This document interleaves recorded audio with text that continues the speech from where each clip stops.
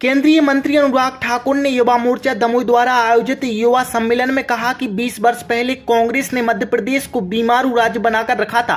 भाजपा की सरकार ने मध्य प्रदेश को विकास के पथ पर आगे बढ़ाया है। बीमारू राज्य से विकसित राज्यों की श्रेणी में मध्य प्रदेश को खड़ा किया है। भाजपा सरकार ने मध्य प्रदेश में युवाओं को रोजगार देने की दिशा में कई सार्थक कदम उठाए। युवाओं को लर्निंग के साथ अर्निंग के तौर पर मुख्यमंत्री सीखो कमाओ योजना का लाभ युवाओं को मिल रहा है। यह भाजपा सरकार की सोच बताती है कि युवाओं को किस तरह से आगे बढ़ाकर प्रदेश को विकसित राज्य की दिशा में लगातार आगे बढ़ाना है।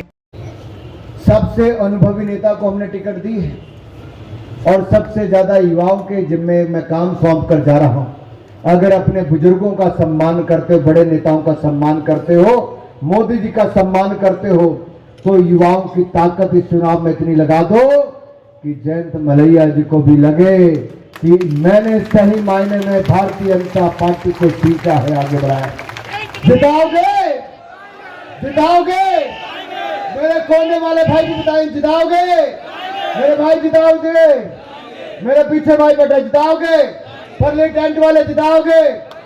हमारा विधायक कैसा हो, दमोह का विधायक कैसा हो, दमोह का विधायक कैसा हो, दमोह का विधायक कैसा हो, दमोह का विधायक कैसा हो, दमोह का विधायक कैसा हो, दमोह का विधायक कैसा हो, दमोह का विधायक कैसा हो, दमोह का विधायक। अब आज से 17 तारीख तक आपकी अध्यक्षता में 2011 में हम सब लोग ने कश्मीर की यात्रा की थी। अविस्मरणीय पल जिसमें श्रद्धेय शांता कुमार जी, जो कि श्यामा प्रसाद मुखर्जी जी के साथ पहली यात्रा में थे, और उन्होंने अपने उद्बोधन में कहा कि मैं सबसे आगे रहूंगा क्योंकि मैं श्यामा प्रसाद मुखर्जी जी के साथ भी था। तो आज अनुराग ठाकुर के नेतृत्व में भी वापस से कश्मीर की यात्रा करूंगा और लोगों को बताऊंगा कि क्या कश्मीर में धारा 370 हटाने की मांग हम तब से कर रहे थे और अब वो हटी है।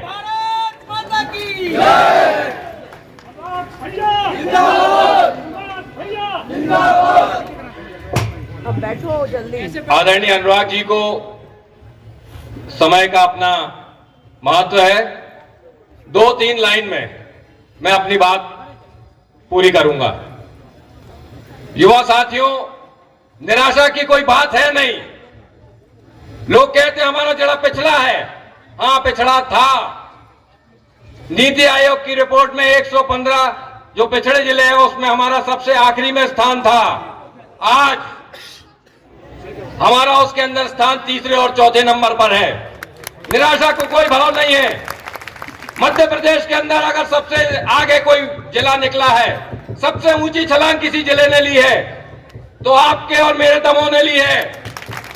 चाहे सिंचित रकबा हो, सड़कों का मामला हो, सिंचाई का मामला हो, शिक्षा का मामला हो या स्वास्थ्य का, जितने बंद दरवाजे थे विकास के, वो दरवाजे हमने खोल दिए हैं। अब कोई बात नहीं है कि हमारे रोजगार हमारा बढ़े नहीं, हमारे नए लड़कों को स्वरोजगार मिले नहीं। कोई उसका रास्ता नहीं है, कोई हमको रोक नहीं पाएगा। हम आगे बढ़ने के लिए तैयार हैं।